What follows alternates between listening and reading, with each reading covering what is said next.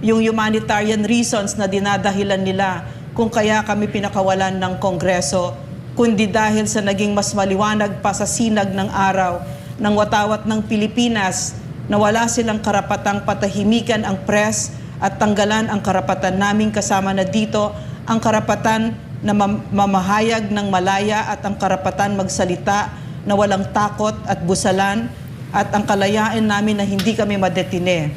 At yun ay dahil sa nagkakapit-bisig tayong lahat at hindi pumayag na magpalupig sa makapangyarihang mapang-api.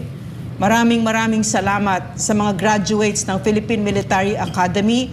Kasama na dito ang Philippine Military Academy Class 87 at ang graduates ng officers OCS at ang buong kasundaluhan na nakiisa at naglabas ng statements na kung saan ang matinding pagmamahal sa ating bayan at ang hindi nila pagtalikod sa sinumpaang pangakong pagprotekta ng ating demokrasya at sa mga inaapi ang namukadkad. Maliwanag din ako na natakot ang mga abusado at aroganteng kongresista sa pinakamataas na hukom, ang Supreme Court, na ideklara ng maliwanag na kalabisan at pang-aabuso ang sinapit namin ni Eric sa mga kamay nila. Grave abuse of powers, oppression at torment na nilabag ng walang pakundangan na mga mambabatas na ito na mga mambabatas na ito ng Pilipinas. Nagdesisyon akong wag magsulat sa mga nang-api sa akin para magmakaawang i-release ako kasi hindi ako aliping lumuluhod at dumudulog sa kanyang mga amo, kundi isang Pilipinong tumitindig ng may dangal at walang takot na ipinaglalaban tayong lahat. Ang kalayaan ay isang perlas na hindi matatawaran ang halaga. Pinakita nating lahat sa buong mundo at ang mga nagbabalak abusuhin tayo at lalong-lalo na sa sarili at sa isa't isa na malaya tayo at hindi palulupig. Maliwanag din sa akin na kasama ang Supreme Court at ang ating mga AFP, ang pinakamalakas na pwersa dito ay ang taong bayan at natakot ang mga abusado sa Kongreso. Kasama dito, no, ang CPP, NPA, NDF na nagmaniobra lahat nito, yung paggamit ng ating Kongreso bilang isang weapon para supilin tayong lahat na tayo ay ang pinakamalakas na pwersa dito ay kayo, ang taong bayan, at narinig kayo at natakot sila. So maraming salamat na pinakita natin that we are a force to reckon with, no? Na pag tayo ay nagkapit-bisig, hindi nila tayo matatalo. So maraming salamat at kung ano man yung sakripisyo na ibinigay namin ni Eric, no, nung 7 araw na dinete na kami, you are worth every second that we were there. Nanalo tayo, Pilipinas. Congratulations to us. Of the press, no? Yan ang halige, yan ang bedrock ng demokrasya. At yung ginagawa ng Kongreso ngayon, no, dahil dyan sa mga CPP sa loob, ay talagang binubusalan tayo dito sa SMNI. Bakit?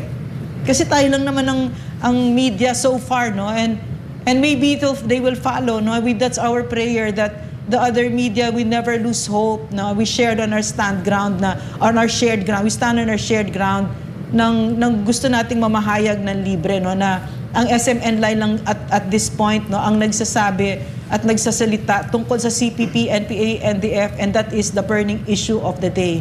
Nakita naman natin yung kagandahan dito, Franco, Angel, no, Angel can explain later. Nakita ng taong bayan na mulat na ganito pala yung palakad ng CPP na talagang very manipulative at pasekreto. Na yung pinag-aaway-away ang naghaharing uri, tinatawag nila, para tapos sila tahimik lang sila Franz Castro, 'di ba? Pero ang malakas na galit dito ay kila Tambunting, yung mga humarap doon. Pero naman ni obra sila, which is not to say that they're not innocent. No, we're just saying na nasa likod nito ay ang CPP, NPA, NDF. Kaya dapat maliwanag tayo, 2025 dapat wala na yan. Pero nakita natin ngayon na delikado tayo kasi gumagalaw sila at lumakas sila dahil nga nakikipagkuntsabahan pa ang Speaker of the House na hindi niya siguro alam, no, yung lalim ng ginagawa niya, no? Maybe, I don't know.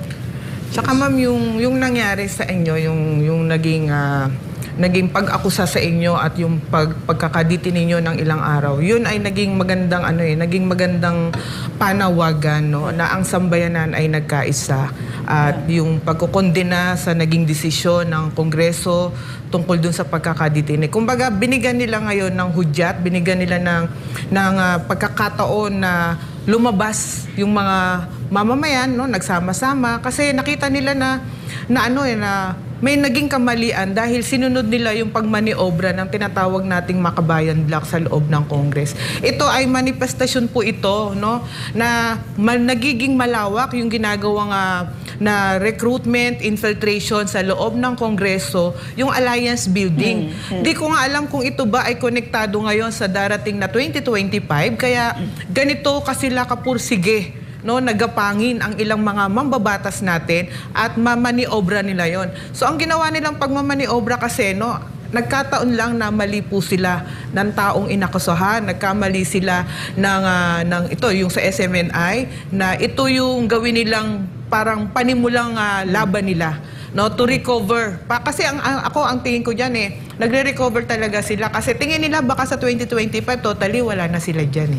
So kinabahan, may positibo at may naging negatibong epekto yung nangyari, pero sabi ko sa positibo tayo titingin. Ibig sabihin nakita natin kung ano ang galaw, lawak na ginagawang infiltrasyon ng mga CPP-NPA member dyan sa loob ng Kongreso. At siyempre, sa ginawa nyo pong ito, mas magiging marubdob ang gagawing pagkilos at pagbibigay ng impormasyon hinggil po sa tunay na mukha ng ating tunay na kalaban. Hindi natin kalaban ng congressman, hindi natin kalaban ng Kongreso, hindi natin kalaban ang gobyerno. Ang kalaban natin dito, yung mga taong gustong sirain ang pagkakaisa ng ating gobyerno at ang pagkakaisa po ng ating mamamayan. Angel, may tanong ako sa iyo. Yes, ma'am. Pwede mo bang mas iliwanag pa sa ating mga kababayan yung napanood nila, no, na hindi naman CPP yung sila Paduano, ay si Paduano yata dati. Hindi ako sure.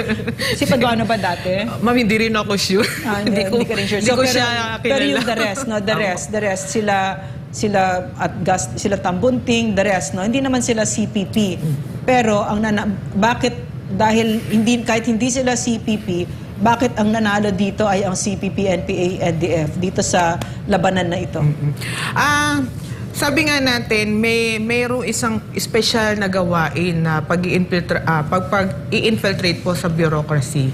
So yung pagka talaga ng mga party list group organization na tinutukoy po natin na mayroong kumpas ng CPP, ito kasi yung talagang mandato sa kanila to influence the other congressman para maging kaalyado po, no. Ito yung sinasabi nating alliance building doon sa loob ng Congress para to influence po sila, lalo na kung tingin nila mayroong mga magiging sagka doon sa kanilang programa, so pinapaliwanag nila. So yan ngayon yung mandato, yan yung marubdob na gawain nung sinasabi nating miyembro pa ng Makabayan Block. Kaya nga dapat by 2025 para makita natin yung unification sa loob ng Kongreso at magampanan ng ating mga mababatas ang kanilang mandato, ang kanilang trabaho is to serve the people at i-secure nila yung protectionan po tayo sa mga sinasabi nating insurgents sa ating kapaligiran.